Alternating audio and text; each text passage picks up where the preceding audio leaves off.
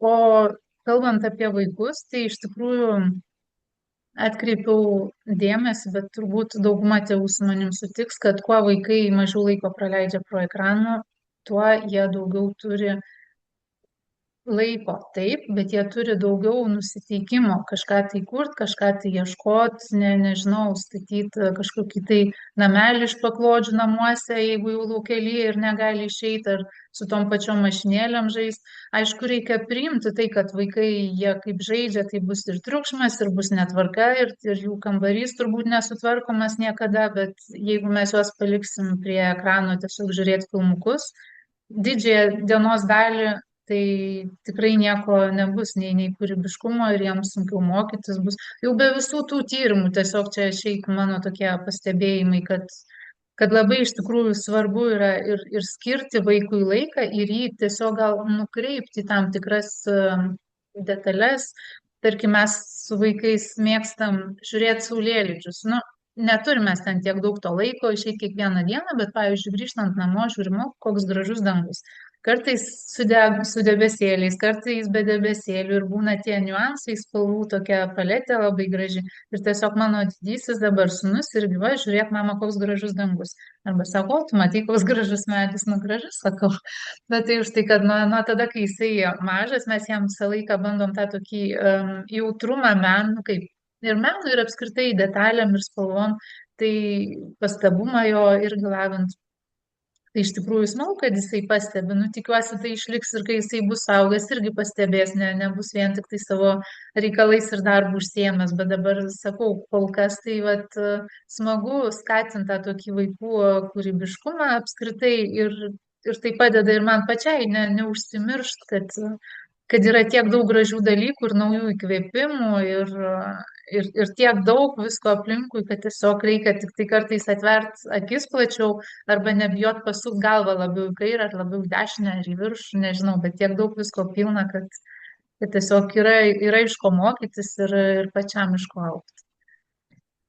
Tikrai labai pritariu ir iš tikrųjų išliks. Aš jau turiu suaugusių sūnų, tai jau išliko, jau matau, kaip, taip sakant, sėklos sudygo ir dabar jau turi savo draugę, kurią vedžiojasi po parodas, po koncertus.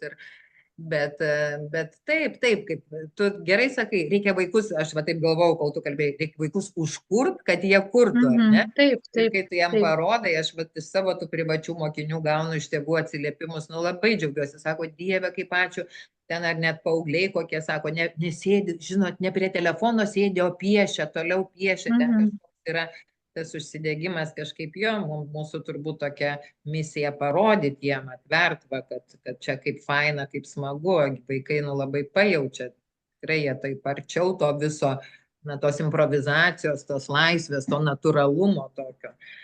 Tai, nu, klausyk, labai tau ačiū. Tai dar aš noriu pasakyti dar apie savo mokyklą, kad žmonės išgirstų, gal tikrai mes, taip sakant, ne visi mus mato, nors mes ir šnekam.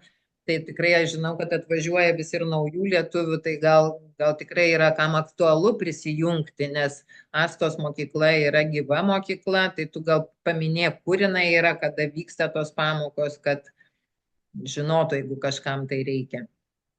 Taip, tai mūsų mokykla yra Nicoje. Šiais metais pamokos kol kas jos nebuvo labai reguliarios, bet ką reguliariai darom, tai susirenkam švęst šventes bent vienas iki per mėnesį. Ir mes, na, tokią jau savo bendruomenę pasidarėm su vaikais, su tėvais ir visada kviečiame prisijungti ir naujus narius, nes tikrai vaikai noriai sugrįžta, klausia, kada bus sekanti pamoka, sekantis susitikimas, tai aš manau, kad jau mes esam geram kely.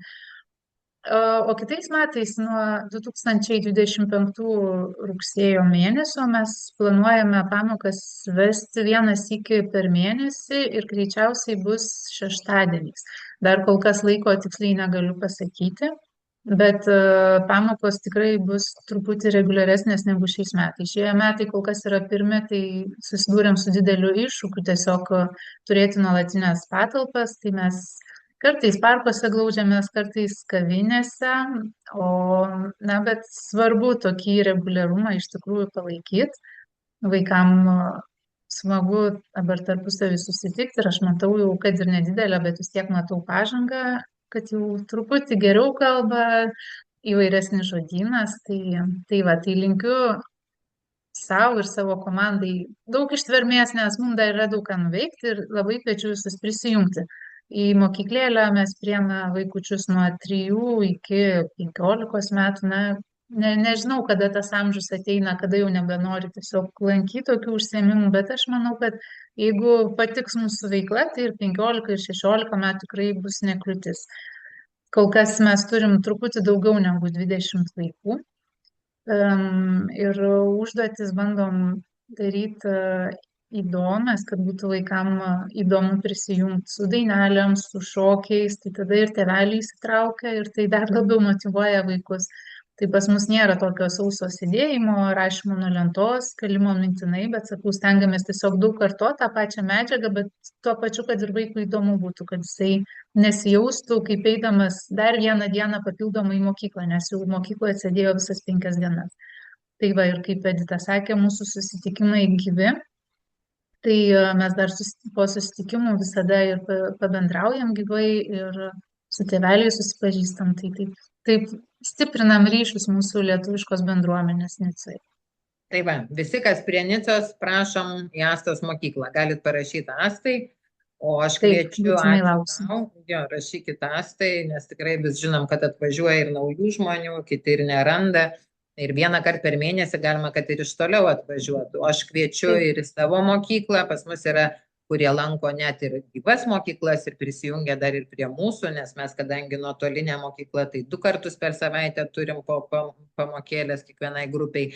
Ir kviečiu į savo dailės užsiėmimus. Ir dar mamas kviečiu į moterų stovyklą. Dar mes turim kelias vietas Ilderė saloje, labai gražioje vietoje prie Le Rošelės, gegužės 18-24.